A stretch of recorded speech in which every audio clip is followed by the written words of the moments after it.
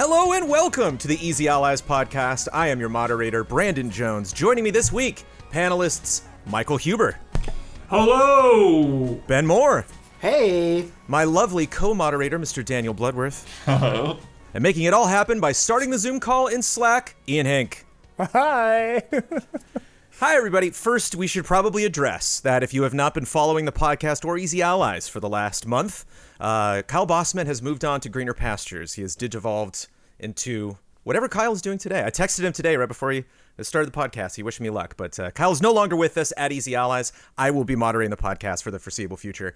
You can get more details about what I have planned for the podcast by listening to this podcast or listening to last week. Didn't do bets, though, last week, so we're going to have to kick off bets this week, creating brand new teams. And as we didn't talk about any gaming news, there are no corrections. There might have been corrections to things that I said, but I did not take any of them. But we do have a new game to kick off my tenure as moderator. 'Tis called Gaming Gladiators. Now, as all of you know, we have, or had rather, the top club for video game characters in Los Angeles, which we unfortunately had to close due to COVID-19. And so I want to come back in a big way. When this pandemic is over, when the work at home order is cleared and we are finally able to move back into the office. So I'm going to be starting a video game arena.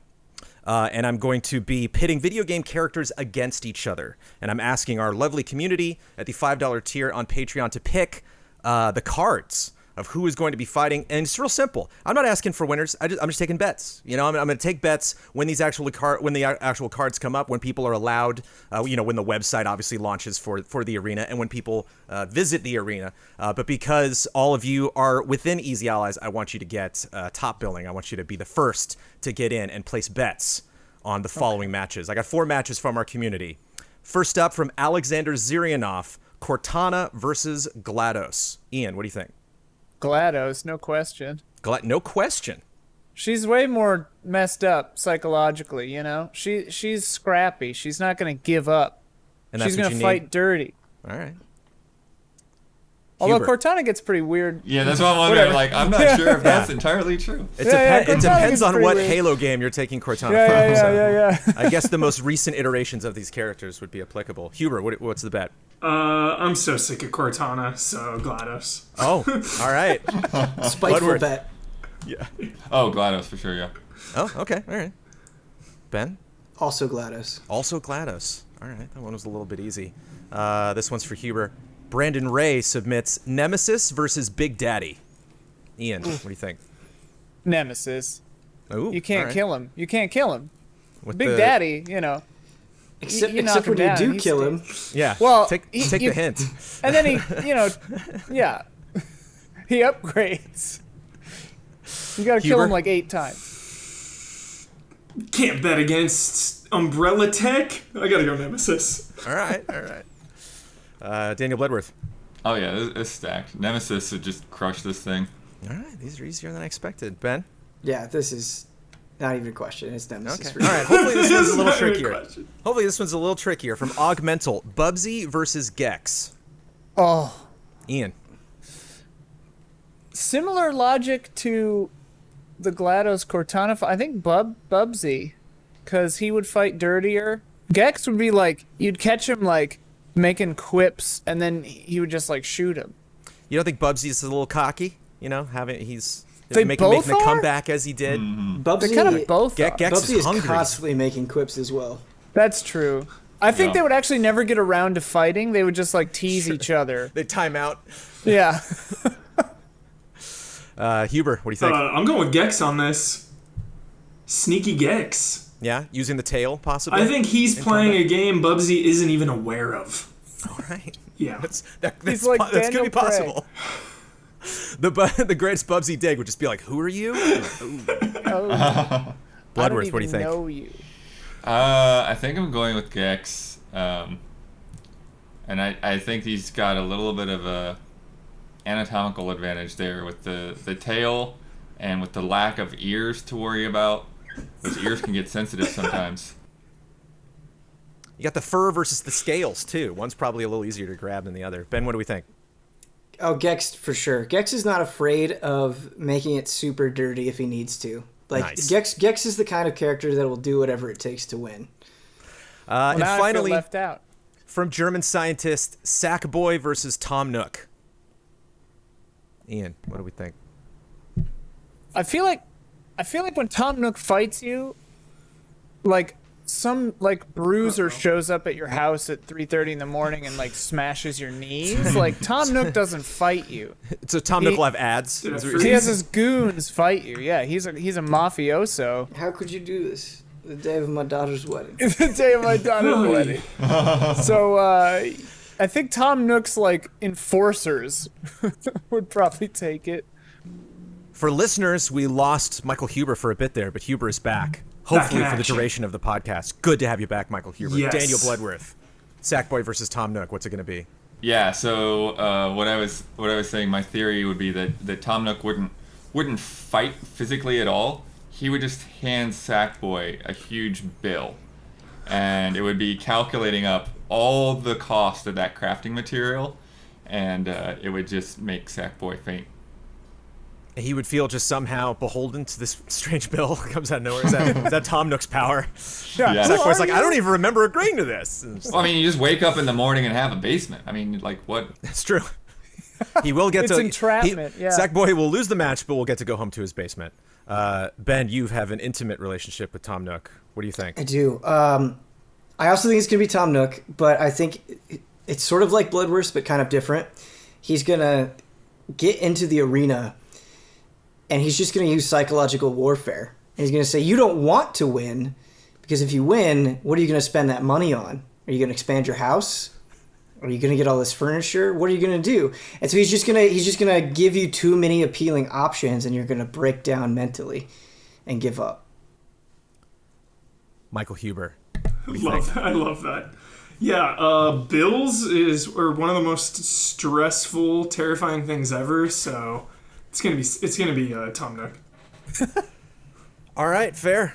One of the reasons why I absolutely had to get Michael Huber back on this podcast before we even dared to continue is kicking it off. Do you all know my favorite way to start a podcast? Loot I boxes? don't, but I think I know where this is leading. Yeah. Any takers? Anyone? Any guesses? Probably not game announcements. Song and dance. Marketing Song and campaigns. We'll Marketing get there. campaigns. Yeah. Trailers, baby. Oh, trailer. Trailers. Okay, got it. Trailers. 4-minute and 11-second cinematic trailer. Although that's Yes. not fair. It's a little under 4 because it's just there's Got a the- little bit of tail order. at the end. And just terrible that like it ends with the guy's like Assassin's Creed Valhalla. I thought the same yeah. thing, Jones. Way out of nowhere. No logo? Okay. A logo would work nice here, maybe with a little music, but I digress. We'll get to that later. Assassin's Creed Valhalla, previously referred to as Assassin's Creed Kingdoms, officially announced, official cinematic trailer, lots of details coming out. But I just got to get Michael Huber's raw reaction immediately. Go. So freaking excited. This is a series that I don't think I'll ever be fatigued on. I could get an Assassin's Creed every single year like we have in the past for a lot of years there. And I'll just never tire of it because I love going to new settings and I love the Viking setting and I also love like old London and Europe. So this is like fusing many of my favorite things together. Like I'm just so pumped. Like immediate gut reaction is just pumped. And go ahead. Are you putting your money on London? You think we'll go to London? Not London or England, I said. England, so like, or right, like right. Europe, you're going to like Wessex and like Northumbria and stuff. They said. So just so pumped about that. This was revealed with an 8-hour painting live stream. Really? Yes. What do you think about that, Ian? 8 hours of I love painting the it. logo. I Yeah. didn't realize it was that long. That's hilarious. I did not watch the whole thing, but according to the internet, it was 8 hours long. I tuned in at the absolute perfect time when they were putting the Assassin's Creed logo on the axe. Nice. It was perfect timing. I think they did it like dead last. It came right at the end. Was it digital painting? Like Yeah. they're showing the screen? Yeah. Oh, okay. Yeah. So it's interesting because he's kind of like repurposing elements. You know, he's bringing in a sky from this image, and a grassy hill from this image. So it was neat to get kind of like a behind-the-scenes look. Yeah. But I thought that was an interesting build-up, and also interesting to do something unique with it because we kind of all knew this was happening. Blood, did that ruin it at all for you? Like, you know, I mean, what did you think of the trailer, and was that soured at all by kind of knowing what this Assassin's Creed was going to be beforehand? No. I mean, I feel like we've somehow known about that for a long time. The Viking rumor has been widely reported. So, yeah, I think that may be one of the reasons they did it this way, is because there's no reason to pretend like people don't know what it is. So just, you know, kind of show it off in a different, unique way. I thought it was interesting, the narration at the beginning, when they're kind of doing this thing of like the reputation of the Vikings, but they're juxtaposing it with what their lives actually are like. The guys playing with their kids and stuff. Loved it. And like the franchise lore of the Isu being these legendary gods, like we've encountered, you know, the Atlantis DLC, which was from Odyssey, like had a bunch of revelations about like the legacy of the Isu and like how humans perceive different religions and different legendary figures. So I'm really excited to see how that plays into Valhalla, to see, you know, where the Assassins and Templars are, to see if Odin himself is Isu. I think that'd be pretty intense, and that's like kind of what feel like that's where it's leaning towards. As somebody who's played a lot of these games, Hubert, do you think the series has... Because I see people talking about how Origins and then Odyssey got a lot more into mythology and magic, big crazy beasts, kind of God of War vibes, and now we're like actually dealing with Vikings and they're talking about gods. Do you think they're going to lean more into that? Definitely. Do you think this is going to be full on God of War, or, you know, is that a trend you think the Assassin's Creed franchise is going for? I think there'll definitely be elements of it. I think the Odin reveal on the battlefield there as he flew away was kind of hinting at like the ancient civilization and kind of that mysticism and magical element for sure. Benmore, Huber said that this is a franchise he could never tire of. How about you? Could you tire of Assassin's Creed? I feel like I'm in a really weird space. I think it's very comparable to like Call of Duty for me, where I really do enjoy Call of Duty when I make time for it, and I enjoy Assassin's Creed when I make time for it, and I really like Odyssey a lot. There's a lot that I like about Odyssey, but I there's sort of this inevitableness that's there with it, where if you come out and you're like, there's a new Assassin's Creed, I'm not like, what? Oh my god, I can't believe it.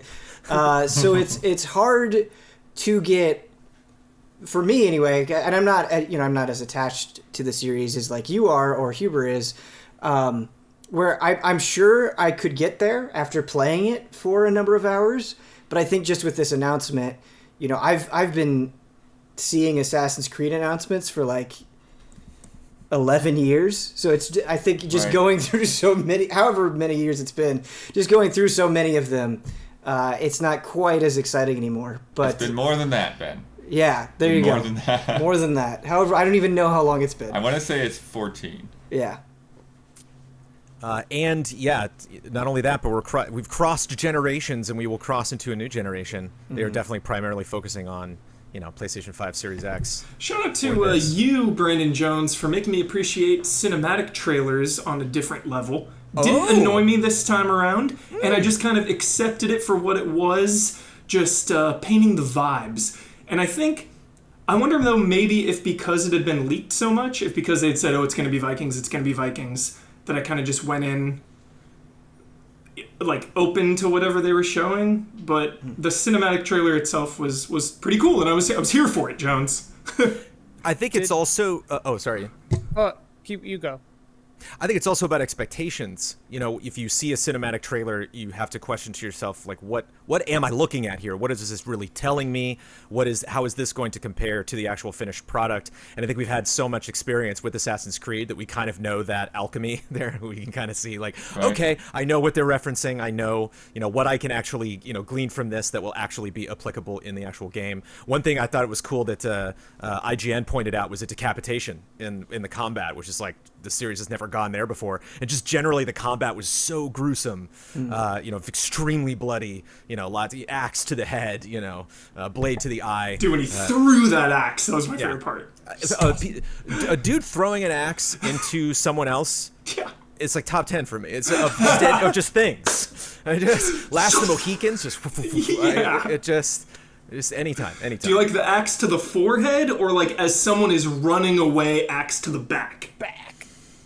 I think forehead is tougher to do, so I'd have to go forehead. Although axe to the back, very good. I'm not taking anything away from axe to the back. I was watching this Resident Evil video last night, and they showed the clip where Leon throws the knife into Salazar's hand, and it's so good. You made me think of that. Good. So good. And he's just like, Dude, that's awesome. Huber, Starship Troopers, put your hand on that wall. correct me if I'm wrong, Huber, or maybe this is just fanciful thinking, but Odin, or who the guy said was Odin, looked a lot like Ezio to me. Oh, I doubt that. That would be... I mean, I don't think it is him, but I think that there was, like, shades, you know? The fact that, dude, you're opening Pandora's box in my mind now, Ian. Like, what if there is a bleeding effect from all the anime? Oh my god. See? That would be sick, dude. Huber's internet goes out again, like, Yeah. it sounded like you said, what if there's a bleeding effect from all of the anime? Yeah, It would be a very different game. We've already got that, yeah. But like because Desmond dealt with a bleeding effect in 2 or Brotherhood or one of those. I think the end of 2, it's kind of the realities are bleeding, and that's a side effect of the animus. So I wonder how that's gonna play out. Ian, dude, you just opened up my syndrome mind. But Ian, you're also tripping me out too, because I didn't think about the hood. You know, he's got the hood up. I mean, I immediately I thought, because it's like, that's a mysterious character, they don't want to reveal him. You know, you see a beard and that's it. But I think one of the things we always wonder with Assassin's Creed is when we're introduced to a new protagonist named Ivor, which will be male or female, which is cool. You'll be able to customize all sorts of stuff with them, put tattoos on. But you always wonder, how did this protagonist get the blade? How did they get in? You know, how did they learn about the creed? How did they? That's why Black Flag's one of my favorites, because it's a very unorthodox introduction to that world, and so that possibly it was through the gods, possibly it was through one of the ones that I'm thinking of. And again, I'm not based on anything I'm reading today, but like, wouldn't it be fun at the end if like someone was pretending to be these gods? You know, when somebody's like fooling these Vikings to do their bidding, and they're just like, at the end it's just like, no man, there's no gods, you nuts. Like, could be somebody from the future doing it. Yeah. Glad you brought up the Hidden Blade, Jones, because that is a huge deal, that reveal at the end there, because in Odyssey it was the Spear of Leonidas. There was no Hidden Blade in Odyssey. So after taking a game off, it's nice to get that back. A lot of people are complaining about the role-playing elements. They're frustrated that the series has been moving in that direction. I certainly was not expecting them to do a 180 and do something different. Having played Origins and Odyssey, Bloodworth, do you think that's benefited Assassin's Creed? Do you think are those criticisms something that Ubisoft should listen to and change up the game at this point, or? I don't see them shifting away from that. Like, it seems like they've got themselves, a new winning formula. On this path, and for me, I feel like it kind of leaves me in the dust, because it results in absolutely gigantic worlds that I don't feel like I have any chance of completely diving into, particularly when they come out every other year. Just like, I don't know, it's just so much, and then they added all that with the DLC even too. I think the one thing that stood out to me, though, was at the top of the press release. I pointed this out to you guys in Slack, but it's basically coming to everything but Steam. Holiday 2020 on Xbox Series X, PlayStation 5, Xbox One, PlayStation 4, Stadia, and for Windows PC exclusively on both Epic Game Store and the Ubisoft Store. So the only things that are left off of that are Steam and Switch, and we wouldn't really expect it for Switch. And I guess not the Microsoft store, like Games Pass or anything on PC. Game Pass, maybe. Maybe it'll be interesting to see the difference between those versions as well, because I read that they were the most excited about loading and dramatically reduced loading to just really up the immersion. And I wonder, like, is this going to be a case where if you have the current gen version, it'll be like 3-minute loads as opposed to like 10 seconds? Or like, how big is this technological gap going to be? The thing I was wondering about while watching this trailer was how, if at all, the Ubisoft like back to the drawing board mandate affected this game. You know what I mean? Like, It's been in development for 4.5 years, so yeah, so which know. means it would have back to the drawing board would have happened while this was in development, right? Yeah. Well, it's So the I same wonder- team as Origins. Okay, I wonder if they had to change anything, or if the Origins direction was kind of where everything's gonna go, or yeah. Huber, now I want to always say that the way that you said it, like, oh, this game is so immersive. It's immersive. They've upped the immersion. Oh, it's really, I really got into it. you can shake your camera a little bit too while you do it. Then I think that'll have much It's more effect. immersive. Yeah, it's interesting because I didn't take that actually as a back to the drawing board approach, but more like our games just can't suck. You know, it's Yeah. like we can't take that for granted. Oh, I see what you And mean. That I think thing. I think that's kind of what happened with Ghost Recon is that it was a franchise that necessarily wouldn't get as much attention as an Assassin's Creed would, where Yeah. that back to the drawing board moment I think was Origins, and Yeah. so they were like, okay, this is the standard that we need to hit with all of these Assassin's Creed games. And, Yeah, it seemed like they realized that they were like making the same game over and over again, and they were like, we got to stop. We got to stop doing that. yeah, Odyssey. I know I throw this word around all the time, but it really did feel like the culmination of like the entire like there's the base vibe of Assassin's Creed. You know, I feel like Odyssey was just like, all right, taking everything we've learned from all these games, putting it into one final culmination. Huber, I want to pick your brain on this because somehow we got on a topic of Assassin's Creed today, probably because of the announcement and everything. And I was like, oh yeah, I really like Odyssey. And somebody in chat pointed out a critique that I was like, yeah, I think they're right. I agree with this. And they're like, it's really unsatisfying when you're trying to be super stealthy. And because of the RPG mechanics and the way that it's structured now, and you do get that backstab and you take off like a fourth of their health. Yeah. For sure. I'm like, yeah, that is really annoying and unsatisfying. And I feel like it kind of forces you into a direct combat approach in an unsatisfying way. Mostly true, unless you like hard spec backstab. Because then you can do that like critical strike too, where you hold it and you do like extra damage. But yeah, totally, it should be a one shot, especially if you manage to sneak into a heavily guarded fortress and get the drop on someone. Like that's the whole like foundation of being an assassin, right, Ben? Like Yeah.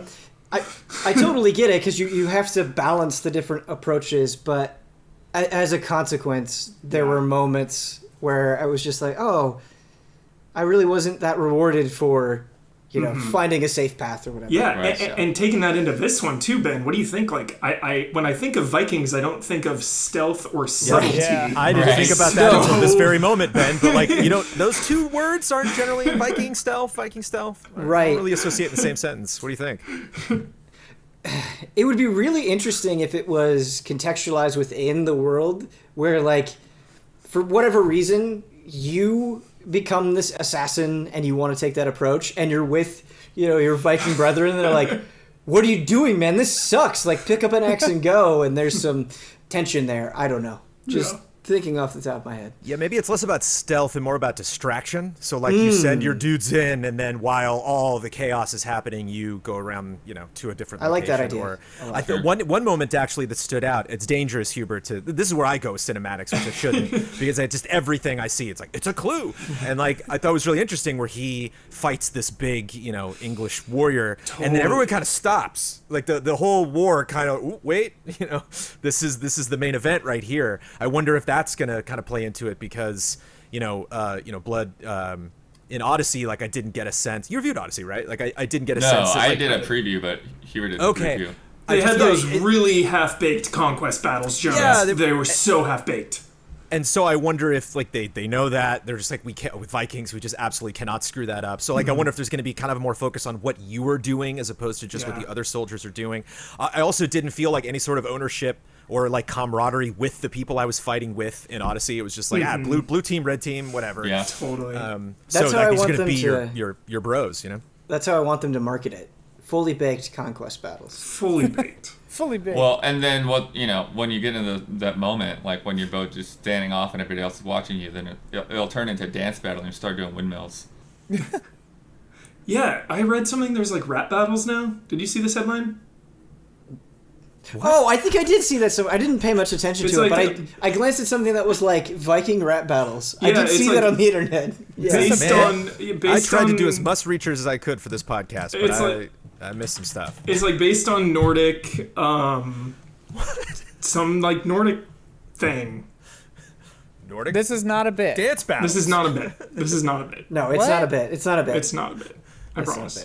bit. Is this you looking it up, Huber, right now? Or are we just going to leave it at that? Are we going to, Just leave it at that. for my first podcast, you're going to leave me with that massive correction for next week where it's just like, I don't know what Huber was talking about. All right, Something I'll to do get it. next week. If Okay. you do submit a correction, Dance battles. Future playable you have Viking to do rap it in the battles. Nordic language. It Sail says acro- that. Yeah, that's the headline. What- Sail what's across. your Well, it's source? IGN's headline. Ah. Sail across the icy North Sea to discover and conquer the broken kingdoms of England. Immerse yourself in activities like hunting, fishing, dice, and drinking games, or engage in traditional Norse competitions like flighting, or as it's better known, verbally devastating rivals through the art of the Viking rap battle. So it's flighting. Yo, dude. Yeah, that's do that to feel your about enemies. that. It's probably just the Vikings that are doing that to To themselves, each right? other. Yeah, probably like home base or something. Right. Like, Well, you said the magic word though, Huber. Home base. Have you heard about those details? Yes. Towns, Huber. Yes. Towns. I know. I've missed this. I've missed this so much. Like pumping up your town, pumping up just like buying, like upgrading shops and everything. I remember in Assassin's Creed 2 and Brotherhood, Monteriggioni, and obviously Assassin's Creed 4, your island.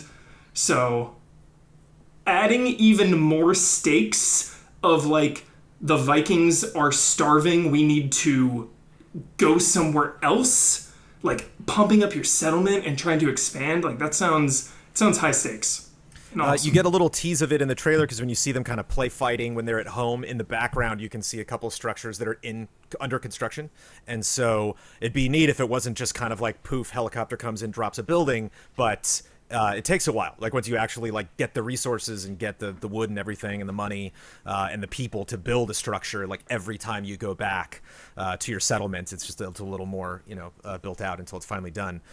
And they talked about Eurogamer had a great article from Tom Phillips with lead producer Julien Laferrere, and where they talked about, Odyssey was lacking that, where you didn't really have, like, you kind of had a home if you followed the story. Like, there were places. I remember, like, one thing at the end, I was like, I want to go back home. And the doors closed. I was like, oh, okay. I, like, made a point to remember, like, that's my house right there. I'm going to come back. And they're just like, no. Everybody's gone.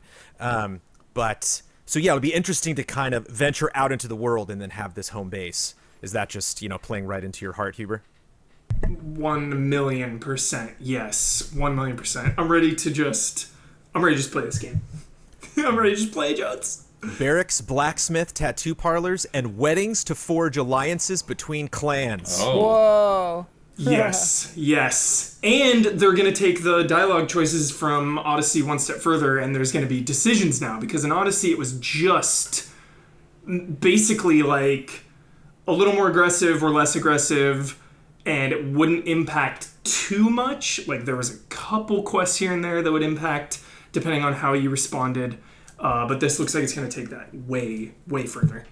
And the marriages thing is interesting too, because that one of my favorite things in the trailer was that sort of Machiavellian guy, like worm tonguing it behind the English dude. Like, he gave him that like look, and you got the impression like, okay, the war was this dude's idea. This guy's a mouthpiece for this dude, and like the look on that guy's face when the main character killed that big boy, when he was like, oh, this isn't in the bag, like, uh-oh, I was wondering if, like politicking and stuff would factor in, and that sounds like it will. That's cool.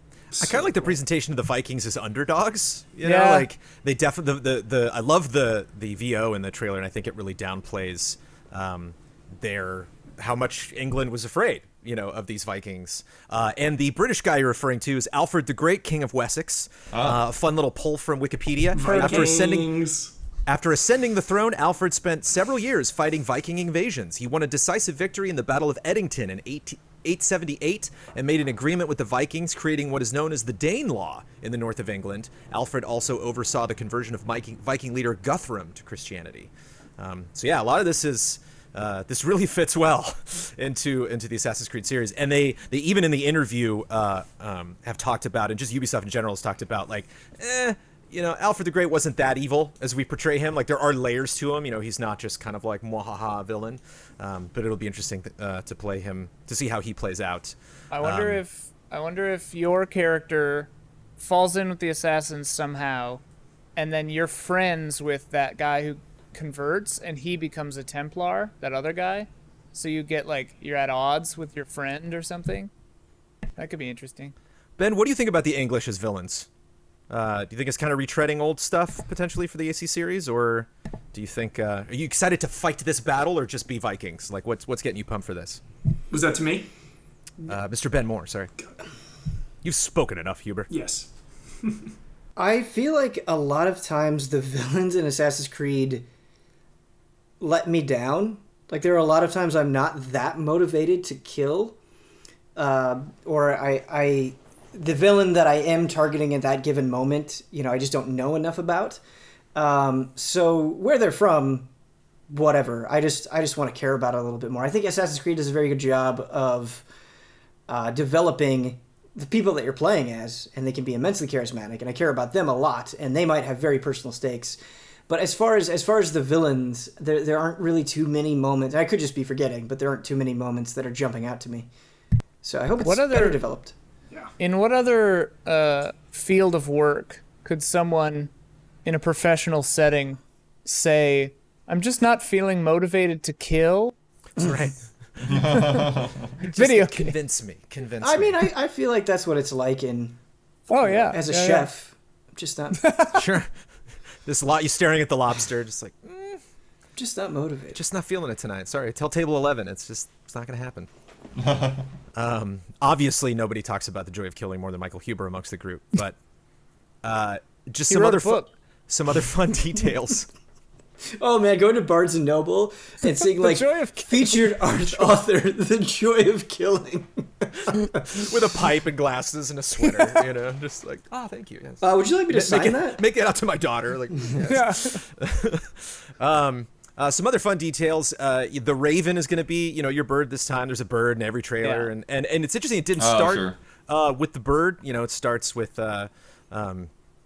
Starts with those Vikings and starts with the boats. But interesting that, whether that is Odin or not, that there is a person that potentially is becoming that bird that also kind of fits into mythology. So it'll be interesting if maybe that's a character, that not only do you have this bird has a lot more abilities, which they've kind of teased at, as, they did in Odyssey, so like scanning environments, potentially attacking enemies or distracting them. But then, that Raven flies down and then actually becomes, Odin or another character who then communicates with the protagonist.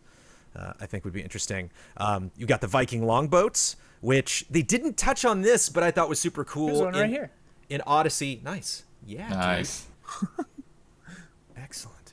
They touched on, there's not going to be a lot of naval combat, but one of the things that seemed like a big tease for me is like multiple longboats come up on that beach in the trailer. And so I wonder if you're going to be able to like sack. They talked about if you're sailing and you see something on shore, you can go and attack it, just kind of like Black Flag and some of the other like seafaring games. But it'd be interesting if in some of the bigger fights in the game, if you actually bring like multiple.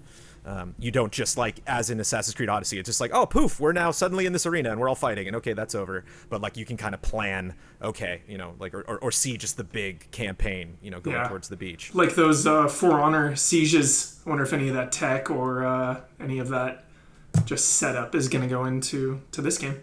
Certainly For Honor must have inspired something. Right. Yeah. Like that's, certainly this is something that Ubisoft, they got him on the phone for something. Present day still playable. With same characters. If you are, again, don't want to get too much in those details if people haven't played Origins and Odyssey, but like they are continuing that. They're looking to make that more interesting. That wasn't necessarily my favorite part of Odyssey. Anything kind of left you hungry there, Huber? Do you think they could do more of? Or you just kind of wait and see? I'm just waiting for the one moment that really ties all this together. They clearly, as a player, I feel like they didn't know where they wanted to go with this franchise. You're Whether that's true or not, that's how it feels playing these games. True. But I feel like specifically with Origins and Odyssey, it feels like they have a plan now. I just don't know what that is. So I kind of want them to just like either wrap it up or I don't even know. Like wrap it up or have some big connection or something to. Just like Vikings and Stealth, wrap it up in Assassin's Creed. Just don't. They don't. They don't gel. I just want you to set your expectations at a reasonable level, Huber. I don't want you to be hurt. I know. I feel like they could really do something cool to tie it all together. I feel like the potential is there. I just don't know what that looks like. It's been there since. Since it's been there since the beginning. I still remember that the first moment when I went over to my friend Doug's house and I was watching him play Assassin's Creed and all the Animus stuff, like digital stuff, was happening, and I was like, "What the hell is this?" Because it was not advertised at all. We all just thought it was set in that time period, you know. And he was like, "Yeah, there's this dumb like crap on top of it." Yeah, it was like, even in the okay. first. That's why it's one of my favorite trailers. Even though the very, very, very first Assassin's Creed trailer, there is a little glitch. Like there's a little like artifacting, you know, when you see it, the little like rewind, you know. So like I remember at the time, like people were like, "Whoa, what's going on there?" Because like there's nothing like it, and it's why I love the MCU. And it's like, yeah, you can analyze every single one individually, but at the same time, it's designed to be one massive thing, you know, and you can call it consumerism or whatever, or, you know, blowing up your franchise and making it more important than it actually is, but there's just something about, like, the little Easter eggs that always kind of pop up here and there, you know, that just make it just so rewarding. Just love that. But it's the most satisfying when it's planned out. Like, Yeah. if the Animus stuff had all led up to something, you know. Mm-hmm. But then I remember which game was it? The last one I played, it was just like a game company. Oh, something. Black Flag, yeah. Black Flag, yeah. And I was just like, what the hell's going on with this? Because I hadn't played a few games, and I jumped in for Black Flag because it looked like fun, and I was just like, what? This is what happened? What's going on? Like the Assassin's Creed Liberation game is in the universe a video game designed by Abstergo. Yeah. It's Abstergo, weird. yeah, that's right. It's so weird. Huber, I actually think that's part of the reason why I fell off is because that through line just disappeared. Where I was like, I don't necessarily need to play this because it's not going to give me the answers that I'm looking for. And I think once you get invested and you reach that point, it sucks. Like you never want to reach that point with anything. Like you want them to continue what they initially set out to do, or keep you on a hook in a similar way. And so that lack of a through line I think really hurt the series for me personally. Totally Huber, would you want it to be like, let's say it happens in Valhalla where they wrap up that whole storyline, or would you want it to have this game lead into Assassin's Creed Future, the one that everyone keeps thinking it'll be, you know? Yeah, I want to know going in when it is the finale. Is that, do you know what I mean? Yeah. Yeah, so I want them to like build it up and then have, you know, the Assassin's Creed 5 with the Assassin's logo, like it's already ready to go. Oh my you God, just flip yeah. that. Oh my flip that God, logo upside Huber, down. yeah. You're like, Assassin's Creed 5 finale. Like, That's too good. Call them up, dude. Call up. But even Endgame wasn't the end of the MCU, you know. So like, ending, you know, like Yeah. Assassin's Creed ending. It ended. Yeah. And did you like Black Flag, Ian? Were you a fan? Yeah, I didn't one of beat my it, but I faves. loved the boat combat stuff. Ashraf Ismail is creative director of Assassin's Creed Valhalla, who is known for Origins and Black Flag. And they said 14 other studios are involved. Whoa. Don't know That's who those. Ubisoft. Yeah, don't know who Capcom those studios Ohio. are. Don't know if a lot of that stuff is you know, in-house, so to speak, within the company.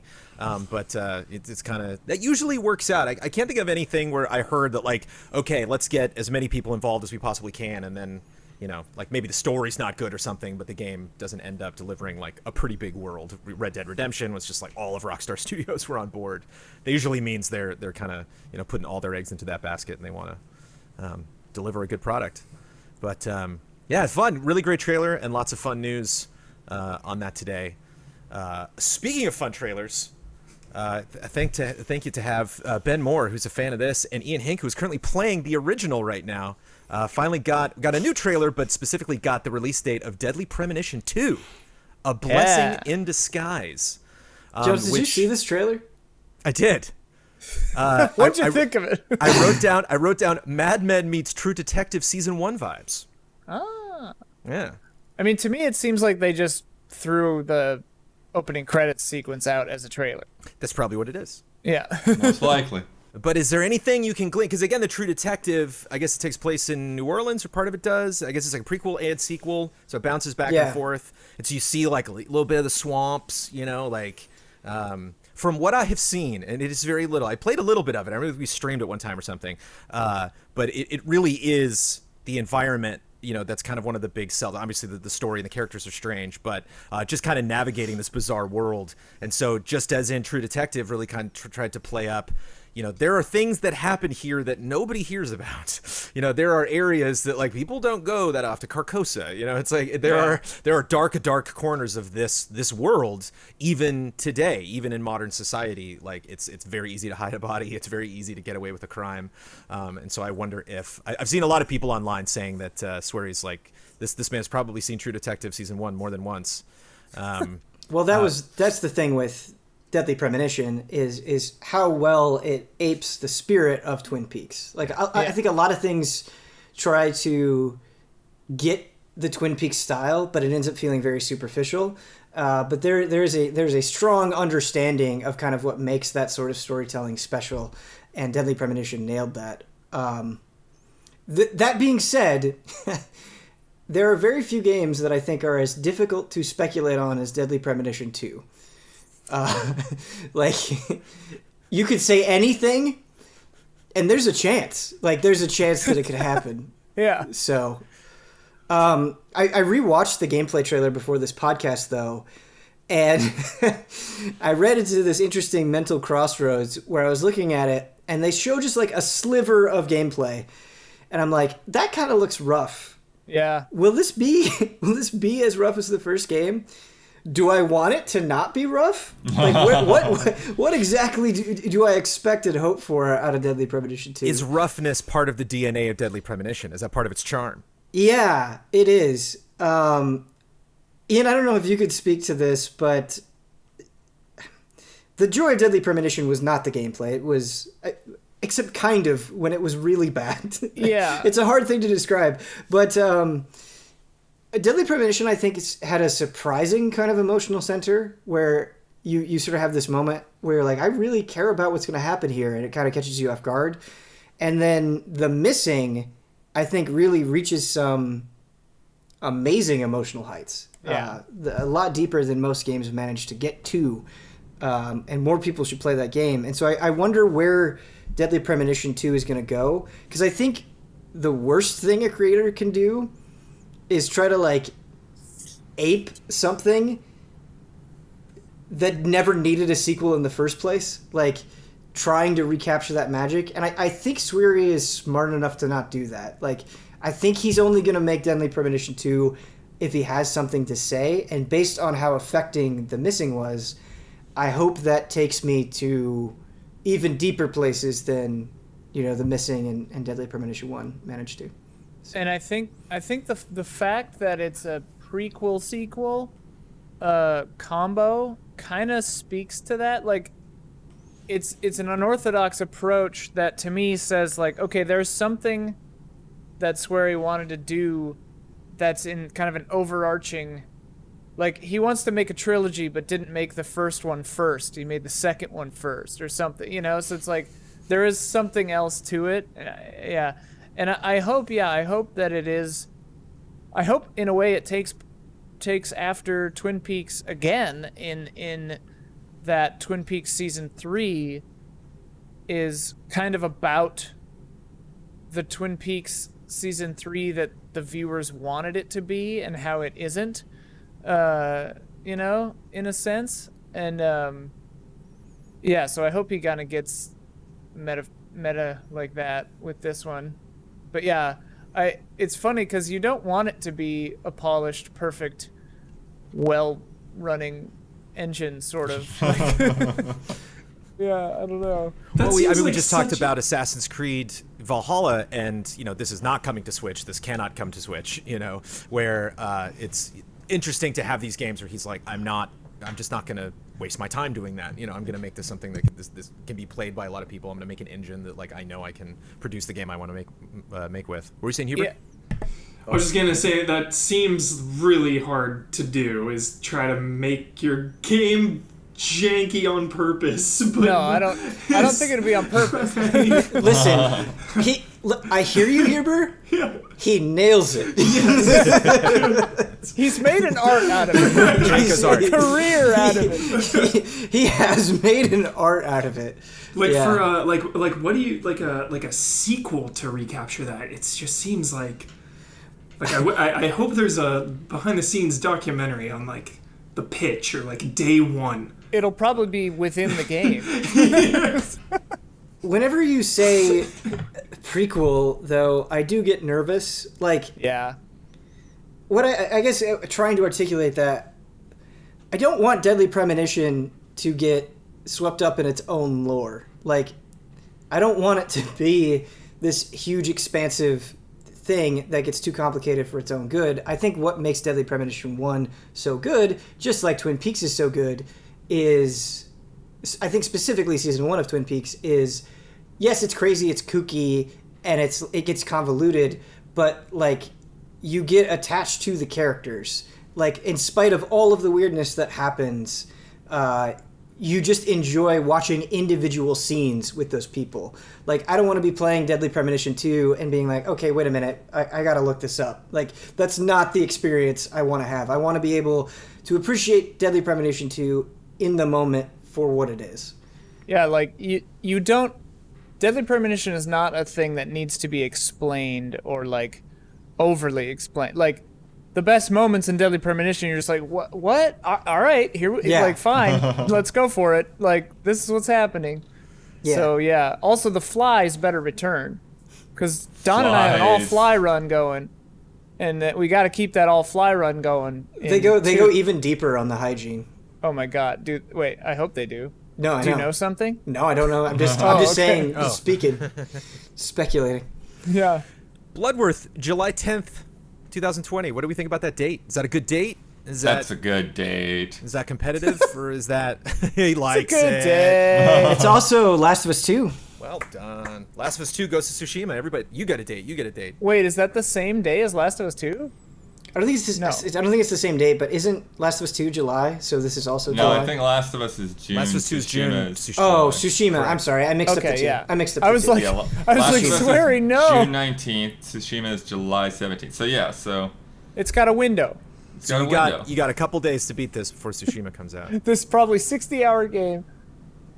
Is I'm it still Switch only, mentally this blocking thing? the Last of Us release date. Yeah. Blocking it. I don't believe it yet. Right? I don't want to go down that road of delays. Yeah. This time I believe him. Mm-hmm.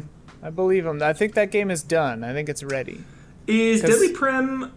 It's a Switch exclusive. Is it right? Switch No. only? No. So it's on 360. It's on PS3. I think it might be on It's on PS4. 360 and PS3? Yeah, it started as a 360. Oh, you mean the original game? I think he's talking about the... I meant Oh. 2. Did I say 1? Deadly I meant Premonition 2. 2. I'm sorry. Yeah, I was meant 2, talking about sorry. Deadly Premonition 1. My bad. Is 2 Switch exclusive?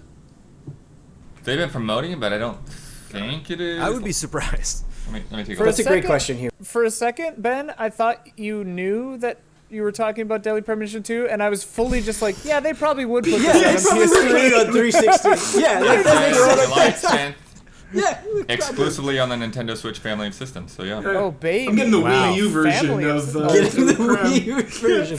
In 5 months, Blood actually discovers Deadly Premonition 2 on the TurboGrafx 16 Mini. Deadly Yeah, you have to Premonition put it in 2 is coming to Switch, but it is optimized for the Wii U. Right. Superior version. But it's Like, interesting. please use your you- stylus.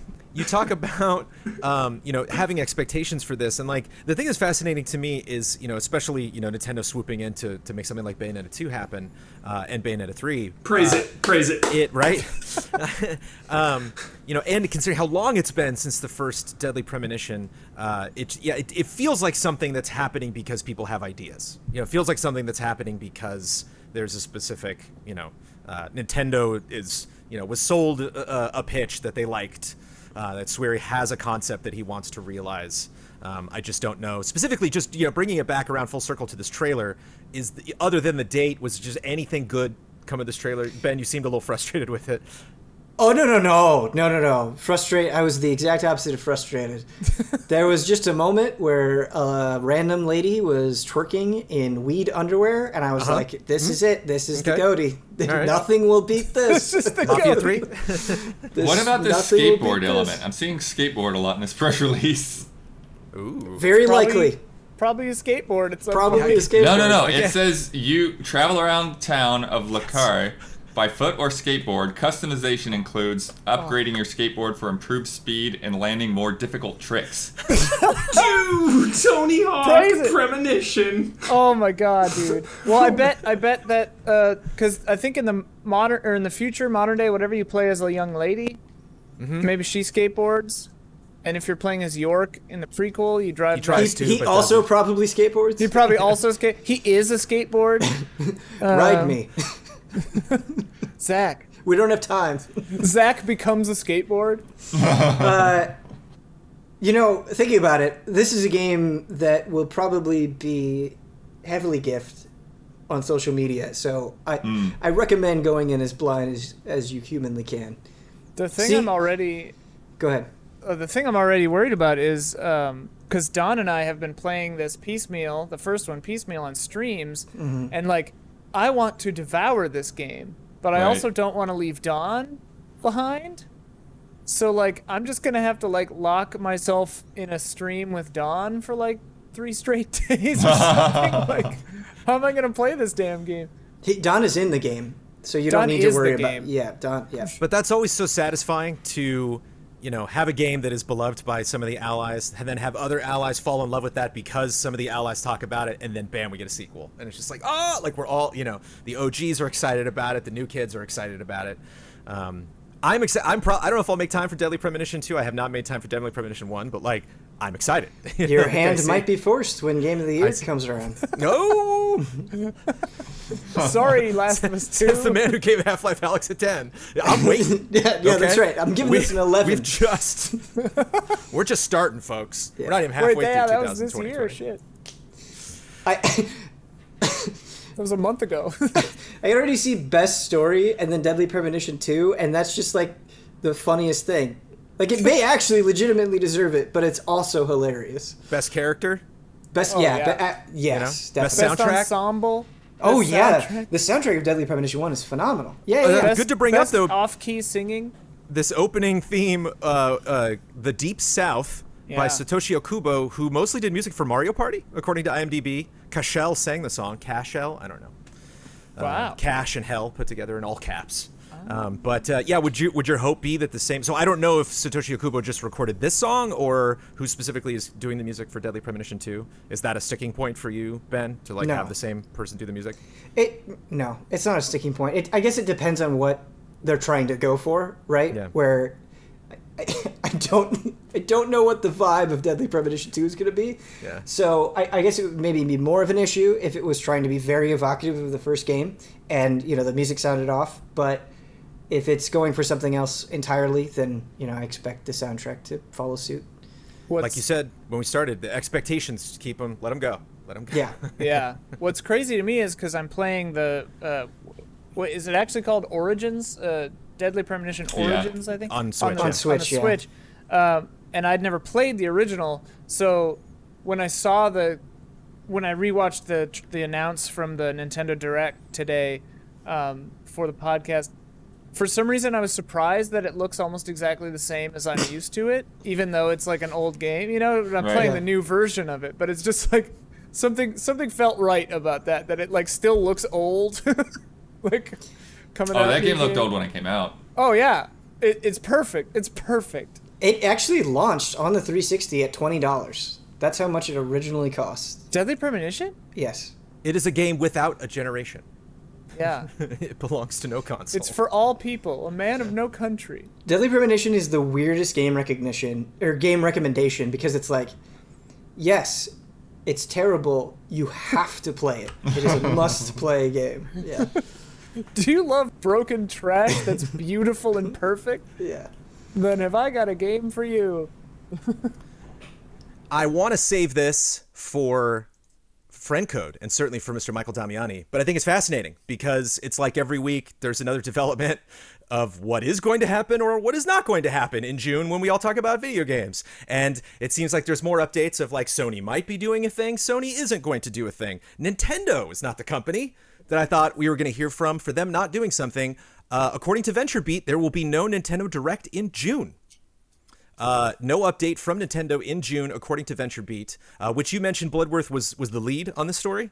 Did they break Yeah, this? they seem to be the source that everybody else is pointing to in terms of this report. This has not been confirmed by Nintendo yet. That could happen any second, who knows? But as of right now, this is just a report that's coming out of other sources, third parties that are being told that Nintendo doesn't feel ready. That they don't feel like with their challenges of having people work from home that they can make a bunch of announcements for games that are going to come out this fall because they're not necessarily sure that they're all going to come out this fall. So that's and VentureBeat also went into some more details about like why like culturally like work from home isn't really a good fit for the Japanese workplace, and so there's just a lot of things that like people don't have PCs and Wi-Fi's at home because they don't need them. You know, it's like they have their phones and they do a lot of stuff on their phones. And they said, again, I don't want to get too much into culture. Maybe Ben can, because you've done quite a bit of research on Japanese culture. But yes, my shonen anime has taught me. We're getting this report from them telling partners potentially that it's a no-go, which is why word might be getting around. But they also talked about how face-to-face meetings are very important, in Japanese culture, and so that's something that it is very difficult for stuff to get done digitally. But I don't necessarily want to speculate on a lot of that stuff. I just want to speculate on what this means for Nintendo, because we've recently talked on this podcast about how potentially we're going to be getting an avalanche of Mario games being brought back into our hearts and minds and eyeballs via the Nintendo Switch. Huber's excited about that, but hey, if this Direct is delayed, maybe that announcement's delayed, maybe those games are delayed. How does this make you feel about that? No rush. I mean, it is what it is. We have too many distractions as it is. So really, when anything gets delayed, it's no big deal. Just focus on something else. All right, Huber's got enough games. How about you, Ben? I think this is a tactical decision. That's how I would phrase it. I think they just want more people to focus on Xenoblade, and rightfully so. And so, nothing to do with the virus. They just want people to play Xenoblade. No, I mean, it's hard not to be understanding. Like, I think it would be hypocritical for us to be like, what? This isn't happening? Sure. When, we as a company have had to do a lot of things just like that because of the reality of the situation. And I think, everybody has had to change plans or have things not work out in quite the way that they wanted to. So, I love Nintendo Directs, of course, but I get it.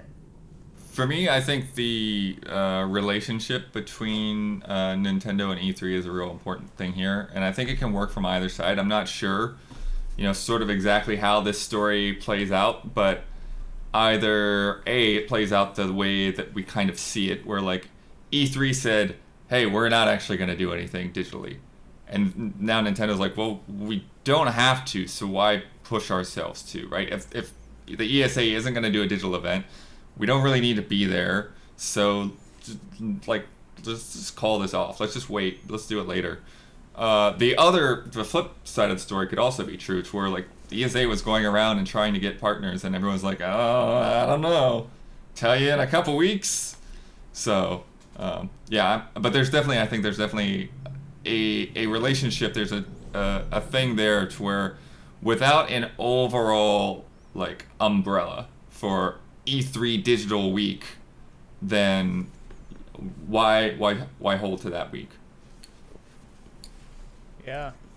I mean, if you planned to, I guess would be the thing. It's like I wonder how much this is derailing. The. But schedule that your Nintendo's plans are planned out. derailed. Oh, totally. Everybody's are. Period. And I think that's the thing. And again, I completely agree with you, Ben, that like I this is not something I fault Nintendo for. It's just kind of a general surprise, and I guess mostly a curiosity, because I look at all of these companies, I look at Sony, I look at Microsoft, with the challenge of potentially we have no idea how long, this pandemic is going to last, how long we're all going to be stuck staying at home, and so they're wondering, how does this affect console release and sales? How does this affect getting games in people's hands? All of the release dates we currently have planned, all of our announcements as well. And so when we find out there's not going to be any 3, I immediately think of that, potential Mario, big bang booth of just like, yay, or just whatever party Nintendo was planning on throwing. That's not going to happen. But it's weird for the digital event that since 2013 has been a digital event for Nintendo not happening, when a lot of companies are falling back on that. And so I think that's what's fascinating to me. Just from a business perspective, do you think this should still happen this summer, Ian, or just it's, because you were talking a lot about, press conferences, and you're just like, why spend that much money? Everybody should have digital events. And here Nintendo is struggling, allegedly, with producing one of these things. Well, I mean, something I was thinking about too is like, okay, this gives us insight into the lead time they give themselves to make a direct, probably 2 months, month and a half. Because they feel comfortable enough at this amount of time out saying we're not going to do one, which means like this is the decision moment. They would have normally had it locked together probably this far in advance. But I think in this case, I just believe them at face value. Like, I think because of COVID, they don't have like the games that they hoped to have to show aren't there. So they're like, we're not going to do a video. Because to me, like, I would rather have all these companies say, we'll do something for Gamescom, August, whatever, when we actually have things, than give like a lackluster performance. Like, I don't know business-wise if it would impact all that much, but like, definitely, I mean, we've all seen lackluster press conferences, and they're not fun. So it's like, I would rather have them just delay and not do them than throw together a slapdash thing just because they felt they had to, like an obligation. Yeah. And I mean, as far as the ESA goes, like, clearly these companies aren't feeling a sense of obligation to them, so, which I don't think they should. But yeah, I definitely the right call in this scenario. And yeah, kind of like Huber said, like, hey, take as much time as you need. Like, I want to play these Mario bundles on my Switch, but I'll play them, in 2021 instead of holiday 2020. Sure, whatever. You were talking about potentially working at Nintendo, Blood. Say you are working at Nintendo. Let's even go further than that. Blood, you are Nintendo, okay? What do you just ghost June? Do you announce, because they did say on March 26th, the last time that they released a video, due to COVID-19, release dates and other information are subject to change, which does aligns to whatever, everyone's life right now, but especially potentially makes, this situation make sense. Do you release a statement beforehand saying, hey, we know you guys might be expecting this, we're not going to do something in June, or just we'll do a direct? Because fans freak out when there's not directs, and Nintendo sometimes seems to just be like, we showed up later and there it was, what you were expecting. We'll just do it when we're ready to do it. No, I think they'll communicate one way or the other, whether they do a smaller thing or whether they focus on a couple of games or whether they just say, no, it's going to be later. They're probably going to communicate that because it is expected in that time frame, I think, and I also think that they now that they have these reports out there, I think there's going to be a little bit more pressure to say something about what's happening. So, yeah, we'll see. And it could be as simple as like they announce a date for the next thing, and the next thing isn't until 4 or 5 weeks after you want it to be. It could go that way too. Yeah, because I mean, like, this verges back on the cultural like speculation kind of thing, but it's like they seemed to always take pride in the directs. Like they're always a very nice presentation, you know, like often have a person on green screen like a white void talking at the head and tail of it. But they did do like location shoots with Reggie in his office and stuff. So yeah, I think that they would delay until it's safe enough that they could do a Skeleton Crew shoot that they were proud of as a company before they would even maybe say a date. So yeah, I would be surprised if they said like we'll do one in July or whatever, you know. I think they'll say like as soon as we're able, we will, you know, let you know. What was it? Wasn't the last one like the shortest lead time we've ever gotten on a direct? It was like 8 hours like or something. Night before, yeah. Yeah. It's gonna get to a point where they send out a message and they're like, "You already missed it. It happened." Yeah. Yeah. Half an hour ago it started on Twitch. We have one company potentially exiting the stage, another one announcing they're going on the stage, Xbox, to reveal games for the Xbox Series X. Blood, I think I wrote down the wrong date. I wrote July 17th, but that's not right. No, Isn't it it's coming up May soon? 7th. It's May 7th, that's yeah, right. it's May Yeah. 7th. All May I remember is 7th. that it's 8 a.m. Assassin's Creed will be revealed. I think so. That's better than Guaranteed. Nintendo 6 a.m. calls, Yeah. though. Yeah. This is true. The official Assassin's Creed Twitter posted the Xbox version of the Assassin's Creed cinematics. So, judging by that, I feel like the gameplay reveal is Sure. definitely going to be a big part of that. Yeah. And I think some people internally at Ubisoft, I think, you know, I saw one person at Ubisoft whose header was the Xbox event. Got it. So it was like, Got it. there we go.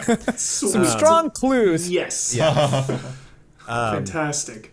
Do you think that's a good amount of time? Do you think Assassin's Creed seems to be that franchise? It's always the question, like where it's going to show up, and they have kind of favored Xbox as of late.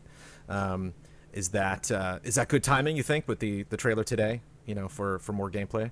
Oh yeah, wait a one week week later, yeah. Speculate, sit on it, build the anticipation.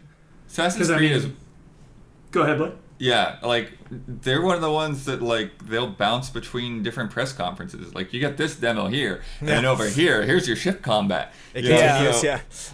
They like to just kind of carpet bomb with their reveals. So Well, and also like it's nice that they got to put the trailer out themselves and it wasn't leaked. yeah, Like Ubisoft loves having leaks. Serious. Speaking of expectations, though, Hubert, this will be an episode of Inside Xbox, which those have been Expectations lowered.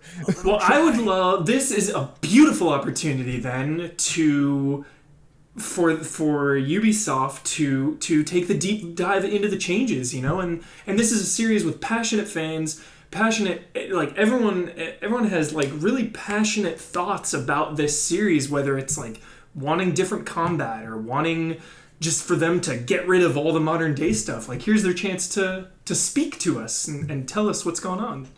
So Ben, visually, do you think Assassin's Creed Valhalla is going to be a good showcase for the Series X? Do you think it's going to be a franchise that we're going to be looking at this gameplay and be like, oh my goodness, that's the Series X I've been waiting for?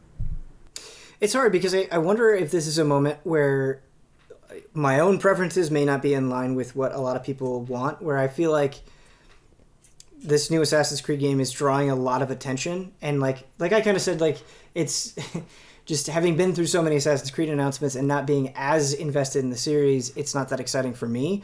But obviously this series has a huge reach. People seem very excited about it right now. 1 week later, big gameplay reveal. I think it fits a lot of the qualifications for a showcase game. Yeah.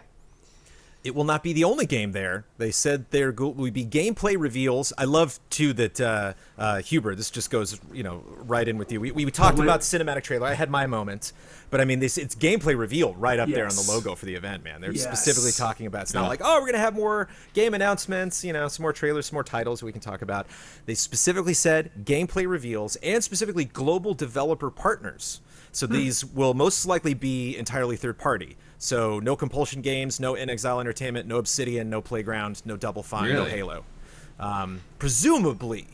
I mean, Yeah, Hellblade's got to Ninja be 3? there. yeah, I would Hellblade's think so. got to be there. Hellblade they're gonna. Some That's the gameplay. graphical showpiece for the Yeah. Series X is Hellblade. But Hellblade's not third party. Well, they own it now. Yeah. Right. Yeah. And we've already Well, seen it. So Maybe is Hellblade that, gets its own. do you want, does Hellblade come back? Or are they like, no, we are focusing. It seems really like this is all going to be new stuff. It's all going to be either games we haven't heard of or games we haven't seen playable yet. Well, we No, haven't I seen didn't say. gameplay. It doesn't of Hellblade. say partners. It says global developers. Global developers partner. Yeah, it's a weird word. Developers partners. Yeah, it's specifically the two S's. I took the S out. I'm doing it's some like corrections on The husbands Microsoft. and wives of everyone's Right, of the right. developers. Right. Dear friends, relatives. But because it's third party, are we just going to waste time on this podcast trying to predict what the heck that's going to be? Is there any clues, anything? I mean, I'm there for Assassin's Creed. Like, everything else is a bonus to me, so it's already a win in This my thing, eyes. global. I'm gonna go out a little bit, slightly on a limb. I'm gonna say we'll see Final Fantasy VII Remake, what it looked like on the Series X. Whoa. Whoa. Because you got a good comparison. You've got a couple of months. It's still gonna be a while before that's actually out. And it's Whoa. it's just a trailer of that door, and they just rotate around the door. Pirate's door. Series X. Zooms in on it. Series X. It does the, like, crossfade thing where Yeah, it's like... Yeah. And you just have like Hey, Final Fantasy VII battle music blaring. Ben, I'm 28 hours into Final Fantasy VII Remake. It's not just that door. No, I know. I'm just making a joke, but There are several doors. yeah. Well, Door compilation. Yeah. Door montage. Dorm. Door Will we screenshots. see? Will we see Elden Ring then? If it's third party. Why are you doing this to me today, Ian? What's your problem? I mean, like, where better than a console Right. reveal, right? True. Absolutely. I want to just be so excited and think anything is possible, but again, talking with Twitch chat today, they were like, maybe don't get too excited. Don't place your expectations too high. So I don't know. I'm in this weird place where I'm not sure how to feel. Well, if we could like rub a magic lamp right now, Ben, and I could offer you two possibilities. You can't have both. You can only have one or the other. In one hand, I got some spicy exclusives. Okay, some really interesting game reveals. Some announcements that are gonna blow your mind. The gameplay they're gonna show, it's all right. But we're gonna walk out of that thinking, oh my goodness, I didn't know these projects exist, or I didn't think you were gonna see the things playable yet. On the other hand, I have a truly impressive graphical showcase of the power of the Xbox Series X. The games themselves are not that exciting, but the gameplay that I'm seeing is really showing what this console's capable of.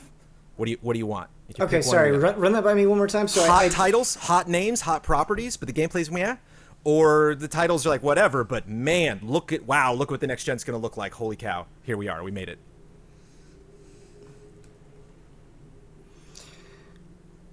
I don't know. I guess I probably am more interested in the gameplay because I think in terms of like graphical prowess, I think we're at a point where that might be a little bit harder to do if the games themselves don't look that interesting. Like I think in a way next gen has to prioritize like the quality of the games and just the way that they've been framing it, like what we're going to be able to do with these games in terms of size and scope.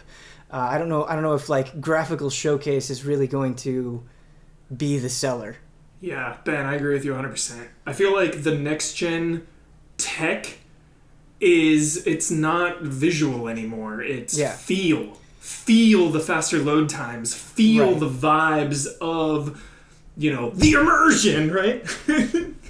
Right. Or even something like, like a lot of the times, one of the issues you run into is like pop in or like enemies in the distance, like animating roughly or whatever. It's like, what if you just have like this big battlefield and there's just tons of enemies, like as far as the eye can see, up like not quite like a 99 Nights style, but you can just see a lot more in the distance, a lot more clearly, because there's so much more that you can load in at any given time. Blood, how much power do you think Xbox has over what each of these third-party developers is going to show specifically? Like, I imagine they're very involved in, how these games are going to look, obviously how they're going to run, offering support technically to making sure that these developers can get the most out of it. But like specifically, like what chunk of the game you're going to show? Do you think the power rests more in Microsoft or in those third parties? I think it still rests on the third parties for sure. Yeah, I mean, there's only so much that they can do to prepare a demo, and those teams have to make all those decisions. Those directors have to make those decisions, and even internally, like the higher ups might not know. I think that like when we watched that God of War documentary and they went through talked about that whole process of creating an E3 demo. It's like it's pretty eye opening. There's a lot of insights, to figure out like how that's going to work, and it's you're sort of flying by the seat of your pants. And Ian, you have talked a lot about how you want a lot of these companies to go digital, and this is going to be very interesting to see like how Microsoft's going to produce this sucker. What are your expectations? Do you have any ideas about like how they could do it? Is it going to be Phil Spencer has recorded a video of him in his living room. I have seen this, and it's glorious. Are we going to get a little bit of that? Are we going to get green screen? How are they going to do it? I think it'll feel a little like well, there are two avenues they can do, right? They can do state of play where it's just trailers with some VO, right, which you could do from home, or it's SNL where it's like you get everyone to film their own little bit on their couch. My guess would be Phil Spencer opens and closes it, or I should say opens it and then does the one more thing, and the rest is just gameplay stuff, maybe shot by the developers, or VO'd by the developers if there's talking, but I don't know. I bet it's just boom, boom, boom. It's tough because it's an Inside Xbox episode. They have It's hosts. just like That's them right, standing on tall stools with not a lot to say. It's just like how those go, I forgot that they have hosts. It's just going to feel odd. It's going to feel So very it's got to strange. be the hosts then, right? It's got to. Who knows? It doesn't got to be anything. If Well, there's any right. lesson that we've had from this episode of these Yachts Replace podcasts, leave your Phil expectations at the Spencer door. then. Phil Spencer will make an appearance, but the hosts will interject between everything then. right. But from their houses. We shall see. And they'll be awkward, like, Vanessa, what do you think? And then obviously pre-recorded, but like they'll toss to each other. Sure. Yeah, a lot of talking over demos Thanks, about Phil. periphery subjects. And maybe they'll do some Zoom gimmicks where it's like someone like if they're gonna talk about I hope. remote play functionality or something, like it'll be like this, Wait, and like what's the the dude Microsoft? throws a controller over to some, and then the controller flies into their Right. shot. Yeah. What's We can the- only hope. You to your left, Ian. High five. To your left. Which way's Yep. my left? Yeah, boom. There you go. All right. That is it for our main headlines this week. Also this week, 12.3 million players watched a Travis Scott concert in Fortnite, a record for the game. Who thought we were going to be having Fortnite records in 2020? But here we are. I saw some clips of that. It was pretty cool looking. And like the first of 3 or 4 or 5, there's going to be more Wow. from him. Google Stadia now offers a free trial, no longer called Stadia Base, just called Stadia. They dropped the base. I Last think of Us at Part this 2. point, Stadia might need to start paying people to play it. yeah. It would need to be a job. Well, that's a Especially- stimulus. That's a stimulus check everybody could use right now. Well, especially with everyone's internet being like so slammed right now, it's just like, Yeah. hey, let's all play that thing that depends on the internet. Last of Us Part 2 will launch on June 19th. There are leaks out there. Watch for them, everybody. Ghost of Tsushima will launch on July 17th. 160,000 Nintendo accounts were apparently hacked, which is not Nice. a huge number considering everybody that's on there, but, might want to check into that double authentication and, be careful as usual. WWE 2K is skipping 2020, as they probably should. I don't know. Weren't sales okay? Weren't sales, like, not terrible? Game Do is they have... gross. The last have- one. It's They have an honor broken. system just like Ubisoft. There is. We've learned how low they can go. Sony patented a spoiler blocking feature to prevent spoilers for its players, which is cool. Be interesting to see how that plays out. But you Indivisible- can manually turn it off, Yeah, which is, I guess, yeah. makes sense. It's tracking what you've seen in the game. That's the crazy part. Yeah. It knows Challenge what you've accepted. seen in the game, so somehow somebody puts their API on a forum, and if they're talking about stuff that you haven't gotten to yet, then it'll spoiler it. Cool. Indivisible launched for Nintendo Switch, and Lab Zero had no idea it was going to. GDC Summer will now be an all-digital event. Darkborn, aka Project White from The Outsiders, has been put on hold indefinitely. They said they might do it again later, but they've moved on to another game. And in jolly news, the LA County Museum of Art put several of their pieces into Animal Crossing. You can actually go from the museum itself. I mean, obviously, people can just grab whatever image and make it into whatever in Animal Crossing. But the Met did that too. Yeah, dude, Project White looked so sick. Yep, that's upsetting news. It's put on hold. Sorry, Huber. Yeah, listeners just missed out on the devastated silent no that Huber just did. Huber, That hurts. I got something that'll make you feel better. Okay. It's time for Love and Respect.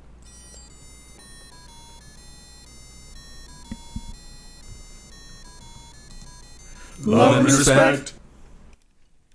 From Zach Wojnar. I love couch co-op. I subscribe to the notion that there are no bad co-op games. Haze, love it. Fallout 76, having a blast dragging my brother through the game. I was planning to stream a playthrough of Alien's Colonial Marines with one of my best friends who loves Alien but isn't hip to the gaming scene. Once the quarantine lifts, I'm going to tell him the Colonial Marines is revered as one of the greats and see how he reacts once the true terror sets in. Anyway, my question is, have you ever dragged a friend kicking and screaming into a co-op game they didn't want to play? Or have you ever struggled through a game you hated because a friend really wanted to have a good time with you? Love and respect, Zach Wojnar. Yeah, Huber, I'm looking at you. I have forced Bradley Ellis to play some pretty bad video games over the years. The highlight has to be Kane and Lynch. Specifically Over Army of Two? Yeah, Kane and Lynch 2 specifically. Brad was so mad, but I just kept saying, I was like, man, the game's only 5 hours, dude. We're almost done. We gotta get through it, man. Yeah, and all the Army of Twos, yeah. Yeah, the Army of Twos, particularly the further you got in. What was it? What was the last one of the later ones? Where it's The just Cartel. Yeah, there's Cartel and there's all this craziness. Were you the one that I pulled in for that? Probably. Or was it Plessis? I don't remember. But man, what a mess of a game.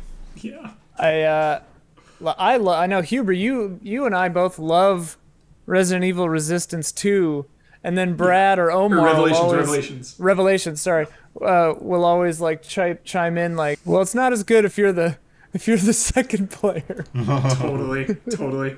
Brad's like, yeah, I guess it was fun. I wouldn't know. Yeah. Or I'm having a blast. Yeah. I remember Lord of the Rings: The Third Age was we were excited. My buddy and I were excited to play it because it was co-op. It was co-op turn-based game, which is rare. It's cool that you can play a turn-based game and control, pick, swap characters. I can see who he's playing, and we're picking options, in real time. But it was we had to finish that game. It wasn't something where it was just woof, that game was fun. It was about 60% through. We were are we gonna we should finish it. Yeah, that was rough. Gameplay-wise, lore-wise, it didn't make a lot of sense. And I remember back in the day at Game Trailers, one of the first couple years of Game Trailers reviews, we got X-Men Legends 2 and went to the store to buy beer for that game. And all sat down. I had 3 other editors, and we were just tonight, and we didn't beat it in one night, but we stayed up as late as we possibly could. I think I played the rest of it single player, but it's the only time I've purchased alcohol specifically for a review. Ben, any co-op memories? I don't know if I've ever drug somebody against their will for co-op, but I do distinctly remember I had this college friend. We decided to play Resident Evil 6 together, and we did the Leon, Jake, and Chris campaigns together, and started off as joking around and fun, and then just getting increasingly more irate at the game and just agitated over days of playing the different campaigns together. That definitely happened. Fabian Arafin. Due to having more time at home and not having a PS4, I've had the opportunity to replay games I enjoyed. I played and fully finished Pillars of Eternity and then started Pillars of Eternity 2. When I played these games many years ago, I was a hero and a nice person. This time, my attempt was to be evil. However, the characters condemn my actions and get upset if I go too far. My willingness not to disappoint anger my companions ached me so much that my evil character only comes off as basically a money-seeking sellout. Maybe it's the influence of games like Undertale that got my sense of morality in games looking different. My question to the allies is, has there been a game where there are multiple choices and your attempt to see all choices fails because it'll hurt somebody else? Am I too emotionally attached to imaginary characters? Ben, as somebody who has experienced both Pillars of Eternity 1 and 2, did you ever run into these problems or in any of the other many RPGs you played? I actually really like it when RPGs push back like that. I like when you are just you make a clearly terrible decision and your party member is like, no, I can't stand for this. I don't like it. I think it gets annoying, and there are games that I adore to my core that do this. But I think it's more interesting if a game pushes back, right? It's always kind of weird when everything bends to your will to like a ridiculous degree, where it's like, no, like this is not okay. Like there should be some disagreement here. So yeah, no, it doesn't really bother me. In fact, I think it's good if it's handled well. I remember during Goaty discussion, Huber, we talked about Outer Worlds, and specifically, I think it was like the same moment where, what is her name? Your first companion that you meet. Body? Yeah. Parvati. Where she, like, just right, you were literally, like, gonna do the thing, and she just, boop, stops. And it was just, like, it was not only interesting to have that counter opinion, but specifically right in that moment. Like, I was ready to go. And I eventually made the same decision that I was planning on, but it was like, they got me. The writing really did get me in that point to really stop and be like, well, ugh. And the gold standard, in my opinion, debatable, but the gold standard to me is like The Witcher 3, where you are dead set on something. You're walking, like you were saying, Jones, you're walking into a situation, you think you have all the answers, you're ready to go, ready to commit, and then just some conversation, they pull at your heartstrings. Yeah. It's like, yeah, Ben, I love when games push back like that, dude. I love that. That's my favorite thing ever. A recent example that fits this for me in a surprising way is Animal Crossing New Horizons, because it's like I like worry that my animals are unhappy. Yeah. And like if I give them a gift that they don't like, I'm just like, shit. I don't know Rolf. He didn't like my socks. He's wearing a jacket. Why didn't he like the socks? And like, and I'm my sister is trying to get a Switch because she wants to play Animal Crossing, and I'm worried that she's going to agonize over when an animal asks if they can leave, which I gather all the animals do at some point, one time or something, whatever. Yeah, more than because I know she's going to feel bad that she let them down to make them want to leave, Right. but she won't want to like enforce her will on them to make them stay. So she's just gonna get this like abandonment complex from these animals. I'm afraid, because I experienced that, but I make them all stay because I like them. I streamed Animal Crossing this week, and I talked to one of my villagers when I was in town, and they said, I haven't talked to you in a while, and I felt totally seen. I was just like, I'm sorry. You know, like, look, I do my best, chat, but I don't know. I didn't, you know, Tammy was somewhere else. She's been busy the last couple of days. I don't know Tammy's great.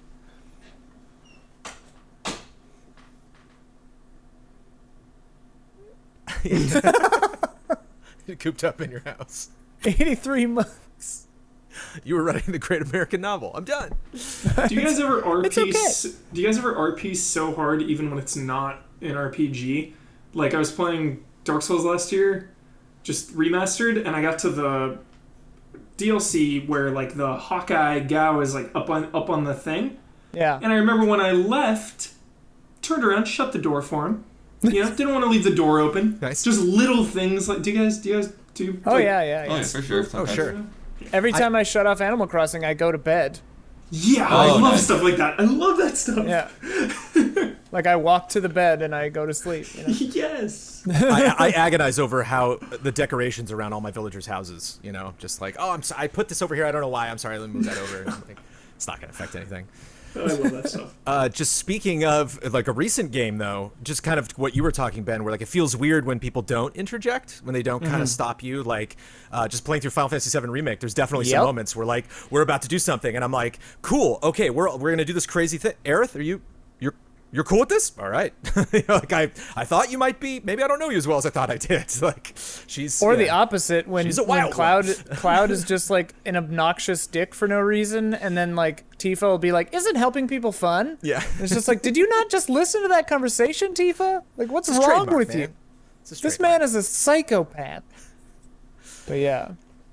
Morgan Mohala, let's play a game. Hello, panel. I looked up some figures and made a quick game for you. You simply choose the larger number. One will be game-related, the other will be outside of gaming. Love and respect, Morgan Mohala. Which number is higher? Number one. Screwed. The number of animal species in Red Dead Redemption 2 or the number of animal species at the LA Zoo? And that rhymes, which I really enjoy. Red Dead 2. Red Dead 2. Red Dead 2. Gosh, you're all wrong. LA Zoo. LA Zoo 270. Red Dead 2 178. Oh, step it up, Naughty Dog, Yeah, what Rockstar, the- whoever. I will blame my ignorance on not having been to the LA Zoo, which I don't know why, because I go to zoos like everywhere else. Oh, it's great. First time LA I Zoo's had all right. First time I had Milo in the holder in like a public space. Oh, public spaces. Remember those? No. We went to the LA Zoo at night, which is fun. They just like they put up all the Christmas lights and everything, and all the Cool. animals were asleep, of course. Like most of them. The reason I said Red Dead 2 is it just seems like an article that somebody would write. Like, Right. Red Dead 2 has more animal species than the LA Zoo. It felt like something they would brag about. Yeah. Yeah. Yeah, well, and you zoom in on some random bird, and it's like, it has the exact, like, like everything you need to know, like the whole field guide entry for that bird in real life. Like, okay, I did not expect this. I'm really happy like that you all birds. picked Red Dead, though. That means a lot to me. For Number you, two, John. Got to. the number of Easy Ally patrons or the average number of garden snail teeth for a single snail. Patrons. Teeth? I don't know. I want to say snail. Oh, it's Yeah, the the snail. snail sounds It's a snail? amazing. Snail That's teeth, disgusting. 12,000. What? Easy Step Ally's it up, patrons. And this number's fluctuating, currently around Yeah. 8,800. But that's snail teeth. We got to get to snail. Blood, Dude, blood, snail tier. We gotta get Yeah, this. yeah, yeah. That's our Can new... you remember this, Blood? Snail Can you tier. can you post in? Because you update us more than others on our YouTube numbers and our big download numbers or view count, subscriber count. When we hit snail teeth numbers, That's our new way to the top. Yeah. That's We gonna be hit our new snail social tier. media Tell headline. your friends. Yeah, tell your friends we gotta beat the snail tier. Yes. $1 is all it takes to get us to snail tier. We need like a snail mascot suit. I want to be a snail. Yes. It's a really sad snail with a bunch of We're teeth. gonna have a drive sometime. We're all just gonna be snails. The snail drive. Snail Number three, drive. the number of dual-wield weapon sets in Dark Souls 3, or the number of undefeated sword duels won by Miyamoto Musashi, a 16th century Japanese philosopher whose style was to dual-wield. That one. Wow. Probably that one. That I'm gonna go with Dark Souls. It was Musashi. Undefeated duels, 61. Blood Yeah. doubted Musashi. Yeah. Don't Wow. doubt Musashi. Also, I was trying to think. There aren't that many dual wield sets in Dark Souls 3. I want to say there's like 20 or 30 tops. That's that Japan knowledge I was speaking of, Ben. power stance. Dual-wield Did weapon he- sets, 14. 14 Oh, to okay, 61. yeah, I was gonna Come say. on. Come on now. Number 4, Pokemon's total lifetime franchise revenue or Walmart's annual revenue? Annual revenue. Pokemon. Well, we know Pokemon makes billions every year, but Walmart has to beat that. Pokemon's total lifetime franchise revenue Oh, or oh. Walmart's Pokemon. annual revenue. Okay, How much okay. Pokemon's Oh. made in total or how much Walmart makes in a year? Oh. That comparison is. Yeah, that That's- phrasing is weird, so I'm gonna say Walmart then. Okay. Well, I what's think weird Walmart. I'm gonna is say Pokemon. every Pokemon thing sold at a Walmart, Right. you know, Yeah. gets Hey. Walmart some money. Hey. too. Morgan, we need some more information. Hey. But, Ben's Japan Probably- knowledge takes a hit. It is Walmart, 514 billion, which is more than 5 times Pokemon's That's a year? 95 billion. A year. Jeez. You can make a comeback, Ben, right here. Persona 5's main story playtime in hours, or the American average. Wait a minute. Persona 5 or Persona 5 Royal? Persona 5's, just Persona 5's main story playtime in hours, or the average American life expectancy in years, Which is higher? Persona 5. which is higher. Persona 5. Persona. 80 is the average American life expectancy, I believe. Yeah, Persona 5. It's Persona 5. It's Persona 5, 97 hours. 78.87 years is the average American life expectancy, according to a 2019 census. And finally, number 6, Fallout 76's current Metascore, or the number of ice cream flavors at Baskin-Robbins. Oh, the ice cream. Please be the ice cream. I'm gonna say Baskin Robbins, yeah. Baskin Robbins. Unfortunately, it's the Metascore, 52 to, of course, 31. Man, they Would be got great. up. Would be great. I wonder if that's taking into account the Wastelanders update, because it said current Metascore. Oh, Yeah. sure. Because I heard the Wastelanders was okay. Yeah. I'm not going to Conflicting try opinions it. out there. Ben, can you give that a try? I actually do kind of want to try it, just to see. I'm just curious. Emphasis on the kinda. Yeah. Do And kind of, for some- sort of. For some good vibes right at the end here, Sean Forsyth. Hi, Allies. Greetings from Scotland. I just wanted to let you know how much Easy Allies has influenced my job as a high school art teacher. I began watching game trailers in early high school and continued to watch through art school as you became Easy Allies. This has been my first year as a fully qualified teacher, and I found different Easy Allies segments extremely useful in the classroom. I always liked having something silly at the end of my lessons that my students would look forward to, and Kill Your Babies seemed like the perfect fit. Of course, I had to call it something else, so it's been Last Game on Earth. Now, one student who I feel has made significant progress gets to remove a game from existence. This has made some very fun instances where one class will remove a game only for another class to come in the next day furious that Fortnite was taken off so early. I've now played the game with foods and movies too, and students were always excited to do well in class so they can play. And if I have an extra minute or two, the students will always enjoy a game of Ore Wars or a quick round of bets. Now we are in lockdown, I've had to move my teaching online. Having watched all of your engaging and entertaining content for so long, I felt confident in creating a YouTube show for all my students that involves new weekly art tasks, and it's gotten amazing feedback from parents, staff, and most importantly, the students. So thank you very much for all of your help, and I will no doubt feed on your creativity throughout my career. Love and respect, Sean Forsyth. That's I amazing. love that.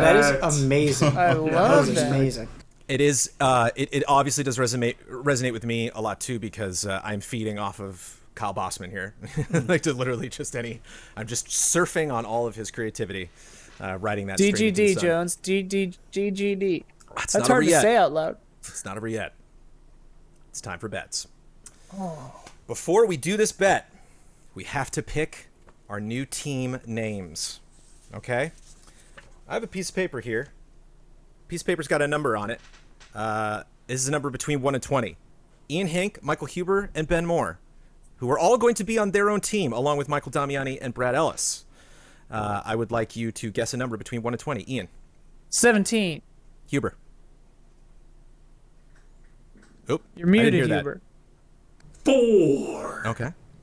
Ben. Lucky number 7. All right. The number was 6. Ben was closest, and Huber was closest after that. So, Ben, you get your pick, whether you would like to name the adjective or the animal for your team. Animal. All right. What's it going to be? It's going to be the penguin, my favorite animal. Huber, what's your adjective?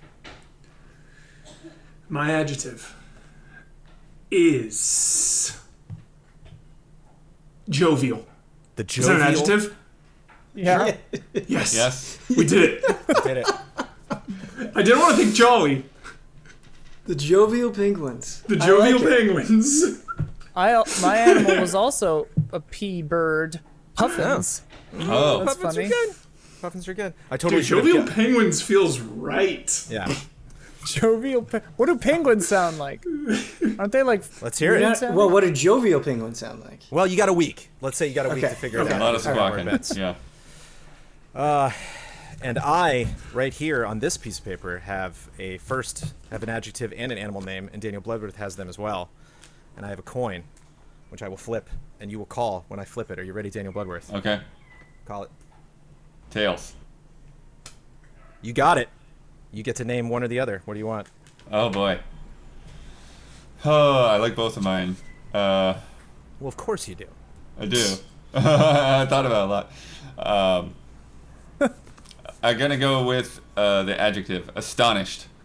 The Astonished Scorpions. Ah. I like it. I like it too. I can This is picture good. them. Just like, Yeah. That's the thing. Okay, so you imagine like a tundra, and then like some penguins just kind of strolling along, and We're some all like, scorpions "Yeah." faced the opposite way, and it's just like going about a scorpion life, and then there you go. That's the matchup, folks. And I know, obviously we have to give credit where credit is due to the just powerhouse Board that was the Arts. Gorgeous Gorillas, which got a victory 2 years running. Half a year running, I guess. But we had a new moderator, a lot of new changes coming to the podcast, and so I figured it was only right to have new teams. And because I write the bet, I figured that kind of makes up for it be the 2 versus 3 on every episode. That like I get a little bit more time to think about it, so Because I debated, like, should we have Ian on? Because then we got the two, but then there's two other dudes who are on the podcast. That seems like a fair compromise, Jones. I like it. I said I how should it goes. switch teams every week, but Well, we'll see. You know, it's my podcast now. I can change any of this. But we also got a bet this week, folks. Assassin's Creed Valhalla. I actually am curious. I posted on Twitter. Is it Valhalla or Valhalla? We'll see how that. Valhalla is currently winning, but we shall see. And of course, everybody is like, I studied this in college and it's this. And then like the next reply is like, I studied this in college and it's the other one. So we'll see. I'm from Norway and it's this. yeah, my girlfriend's Norwegian. I could just ask her. This, I am she Odin, replied. and She it is responded this. already. Oh, she did? Yeah. Oh, yeah. So What'd I she got say? Sophia's opinion and put it on the list. I might. Which Hey, one why don't is- I just go with what Sophia says?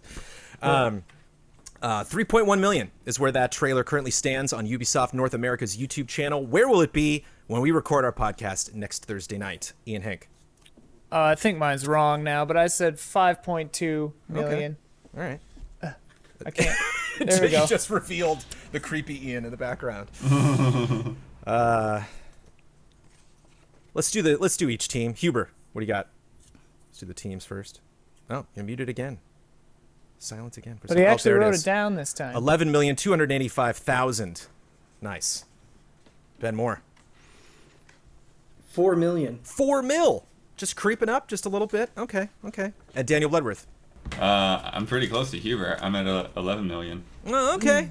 He's got the upside, though. I didn't creep up Yeah. too high. 7.5. There it is. Whoop, 7.5. So we see. Let me lock those in. Good. Okay. Good. But the thing is, folks, we didn't bet last week. Uh-oh. So if we're going to find someone to finish out this podcast, my first podcast, we have to do Or Wars.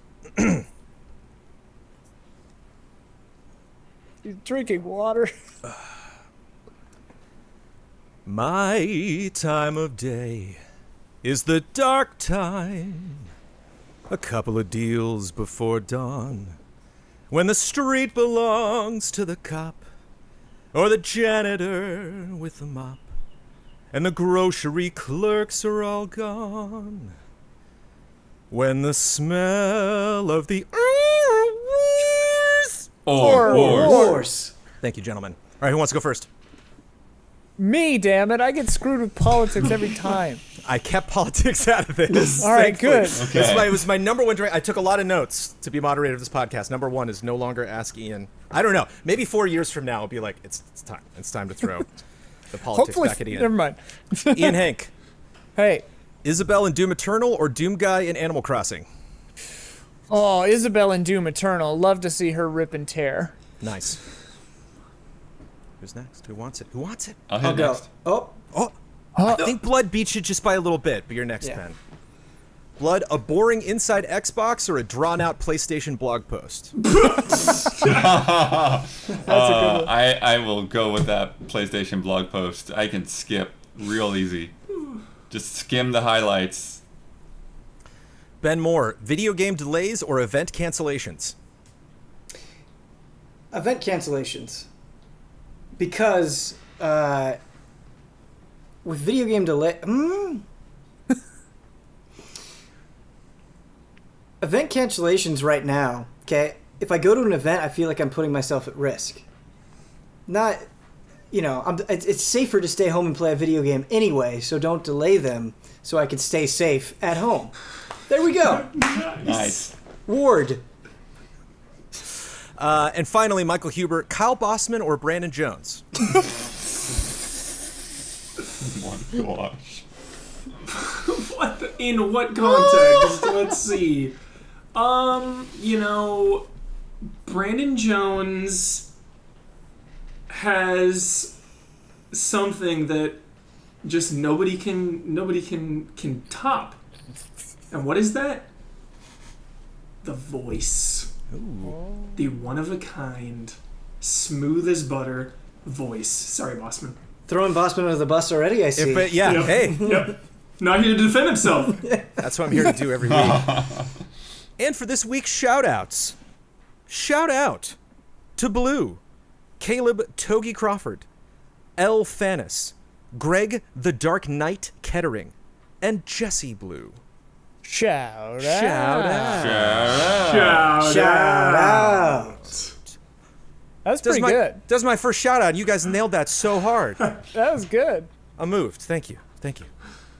But, Ben, you offered a very nice comment for our community, for their safety. I definitely appreciate that. You have won Or Wars. You get to promote any Easy Allies video you'd like to promote. You get the final word on anything you've disagreed with, want to reiterate, or just popped in your head, and you get to sign off with your trademark sign-off. Note, no more Twitter handle, because what? What's it?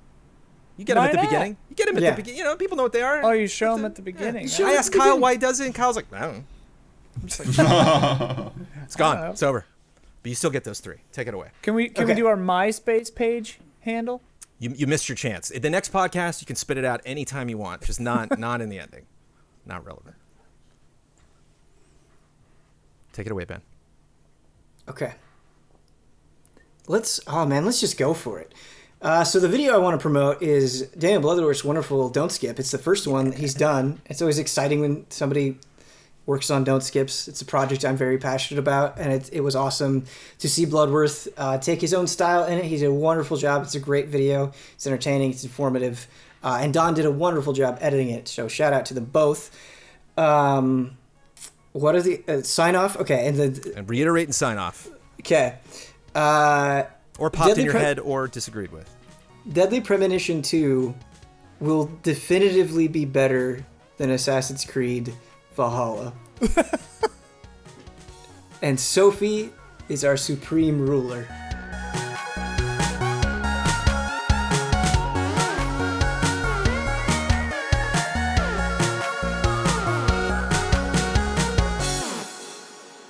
Do you all know my favorite way to start a podcast? Loot boxes?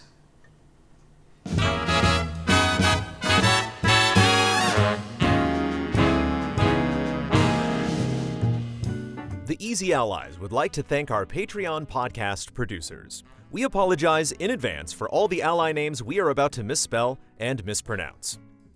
Blue, Caleb Togi Crawford, L. Thanis, Greg the Dark Knight Kettering, Jesse Blue. Walker Hope, Nick, Mark Dalga, Will Schmuck.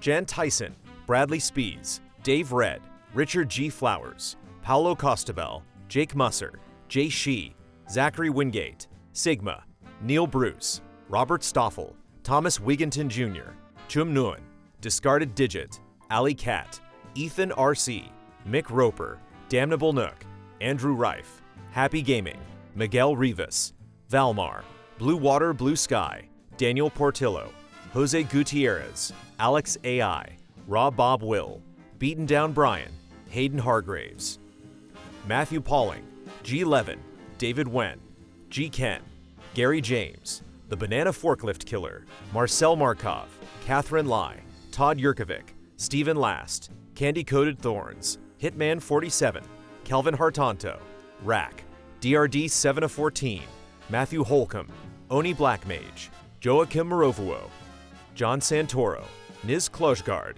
Jesper Lawson, Jordan Kirk, James Vitt, Sam Handrick, Stephen Thomason, Robert Crouch, Luke Bennett, Andy Drew, Neuromod, John Burns, Rickster EXE, S-Snake 24, Mango, Richard Johnston, Mark J. Betters II, Steve Fallon, Roy Sung, Adam Henry, I'll Miss You the Most, Cal Bossman, Tim O'Keefe, Super 3D Cal, Accounts Payable, Jeffrey Ruchtenwald, Mikhail Aniel, Corey Jackson, Wavering Radiant, Ritz 1906, Noah Weinstein, V8 Dave, Christian Hundorf, Eric Gustafson, Paul Sway, Ulf himself, iSun Chor, Christopher Santis, Strikeout NZ, Sandra and Richard Acero, David Boyarsky, Faraz Rizvi, Gali Gutierrez, Travis Ing, Pete Shoemaker, Reed Johnson, Manuel Thomas, Michelle Nubb, Mikey Mizek Novak, Kim Monk Vonderleif Hagensen Petersen,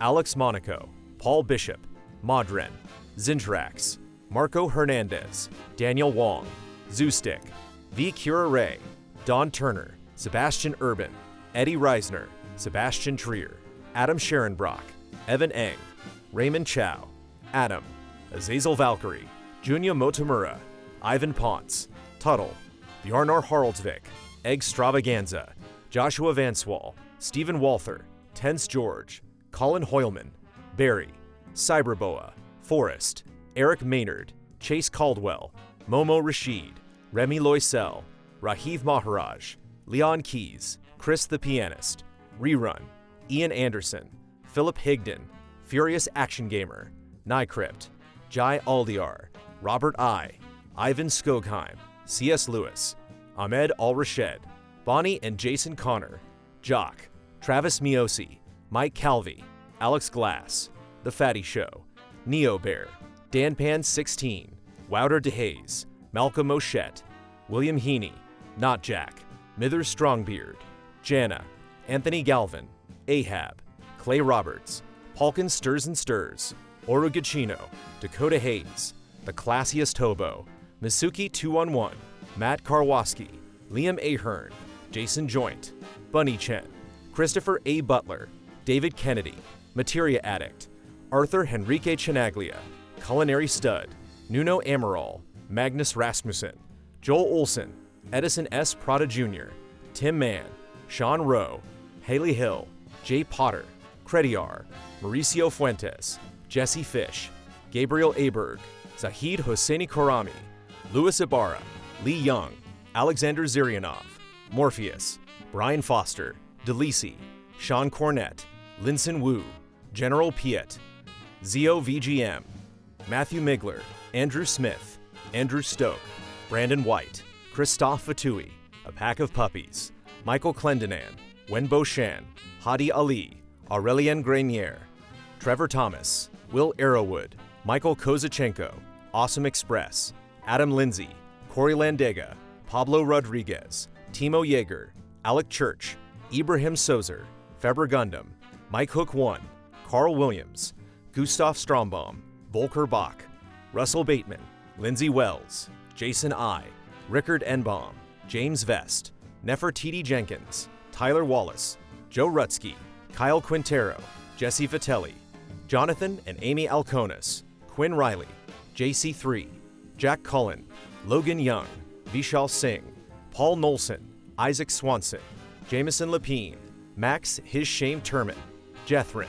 Bread Roll Art, Matt Ford, Joey Din, Splontot, Jordan Phillips, Ryan Wagner, Matthias Clare, Spencer Stevens, Jeffrey Murillo, Kevin Camposano, Trizac, Matt Ferguson, Jake in Japan, Sam Sorensen, Vincent Foliat, Madman Kevin, Michael Baloney, Michael Pliskin, Andy Marks, Tim Strothman, XWF Outlaw, Julius Garcia, Alex Lavanier, Gon Kef, Joel Short, Dimitri Zetas, Mazrim Tame, Ganzak009, Helen Y, Jameson Anderson, Daniel Fuchs, David Halverson, Travis Kikowski, Megadet, Bard91, Sneaky Gato, Blake Bonsack, W. Crusher, Line Crown 19, Tom Masterman, Jojo Denko, ZK, Jose Carlos Madrigal, Mr. Anarchy, Thomas Blaze Fauchereau, Andreas Risberg, Krister Lundmark,